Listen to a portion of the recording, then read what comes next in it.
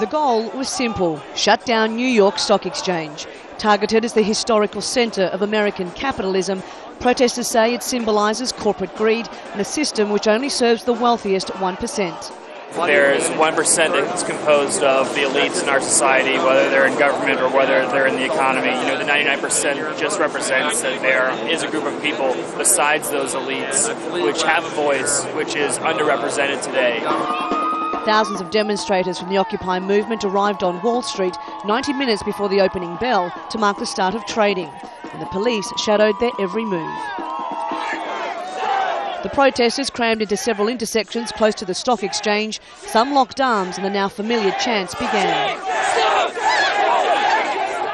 For many on their way to work in the financial district, it was a slow commute. It was also hard to get to a nearby school.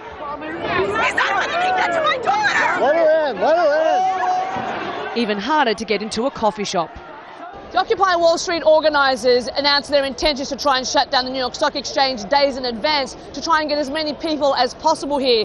But it also gave the New York Police Department time to prepare, and they responded with hundreds of police and strategically placed barricades. For the first half hour, the police stood and watched. Then protesters were warned, you do not have a permit and you could be arrested. The police then moved in and more barricades went up, forcing people onto the sidewalk. Some refused to cooperate. Dozens of people have been detained, adding to a long list of arrests since the Occupy movement began 2 months ago. Trading at the New York Stock Exchange began on time, but the protesters are still claiming victory. They say they successfully delayed a normal business day on Wall Street and forced the world to listen. Cath, Al Jazeera, New York.